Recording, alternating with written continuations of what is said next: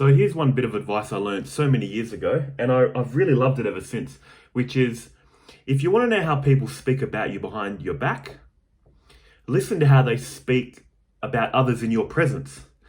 Now, I should also mention this is when they don't like you. Look how they speak about others in a negative way when they're not around.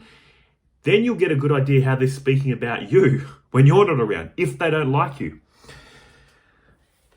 And look, guys, I grew up a Christian, right? And anyone that's into Christianity, it's always about do this, do that, don't do this, don't do that. All this do's and don'ts to be a good person. And one of those things was don't gossip about others. Don't speak bad about others. Even in Buddhism, they have this saying where they're saying, if it's not true, practical, or good, don't say it.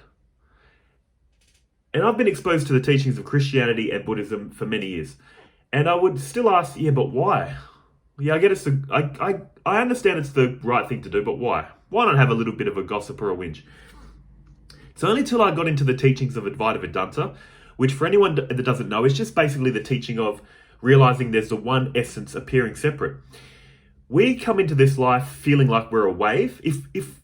If reality was an ocean of existence, we feel like we're a wave looking at other waves, other people. And we look at this reality and think, this ocean is the sum total of all waves. When in reality, there is just the ocean appearing as all these waves. See what I'm saying? I won't make this a non-duality talk, but once you realize this fact about reality, there is the one fundamental source appearing separate.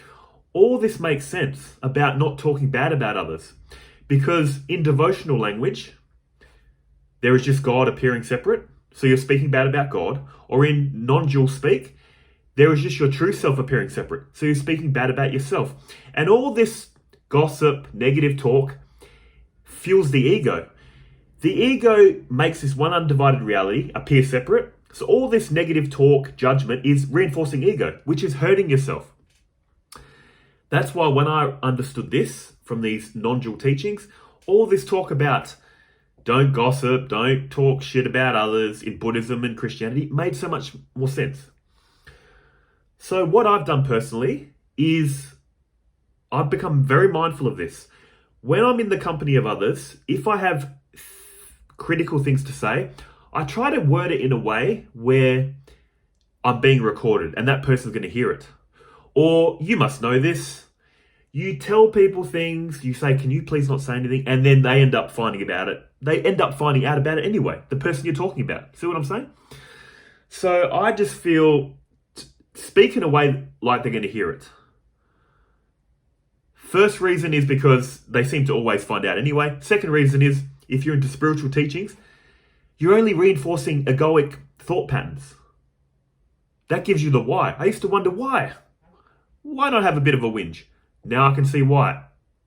Egoic thought patterns.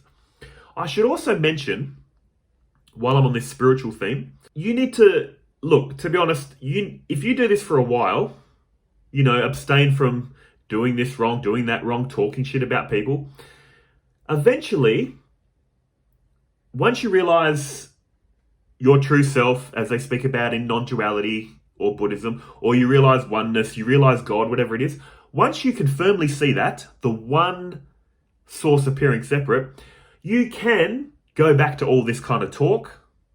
But the thing is, you won't believe it anymore. It's like going from an actor, like I'm really this person playing this role, a method actor.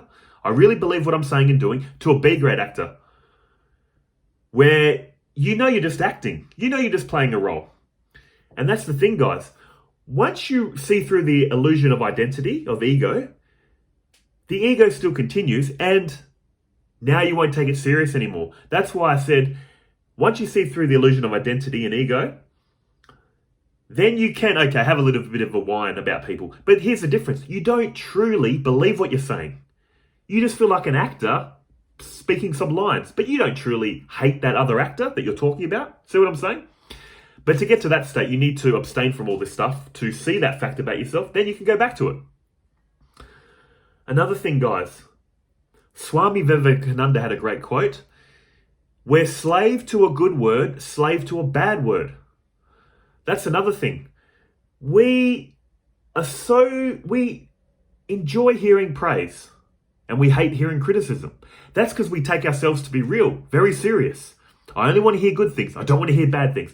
But again, when you see through the illusion of identity, when you feel like I'm just an actor playing a role right now, this isn't really me, you can laugh at yourself. You can take on criticism. You're only upset with criticism because you take this person to be real, to take this person to be your true self. Once you realize this isn't really me, you can make fun of yourself. You can take criticism. It's all funny. Me personally, making this YouTube channel has supercharged this process. I get so many negative comments, which I respond to or laugh it off because I don't take this to be real. That's why no one at this point in my life can truly harm me with their words because I don't take this person to be serious. And just look at guys. It's mostly guys that do this. When you're friendly with a guy, your close friend, you give each other crap back and forth. Say the most nastiest crap to each other, make fun of each other. Why is no one getting offended? Why is everyone laughing? Because you don't take it to be real. Because you know you're just mucking around. But when you say even half of that to the wrong person that takes it to be serious, you're going to get into a punch-up. See what I mean? It all rests on how real you take this person to be.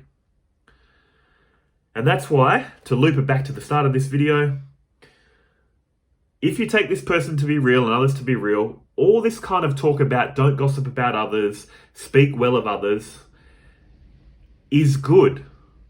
But if you're spiritually inclined, once you see through the illusion of identity, once you see your true self is the true self of all, then you can come back and, okay, have a little bit of a gossip, a little bit of a whinge. But the thing is, you don't really mean it anymore. It's just a bit of fun. You don't truly hate this person, or you don't truly think they're really evil or bad. I'm playing a role, they're playing a role in this movie of life. Have a bit of fun. Have a bit of it, you know what I'm saying?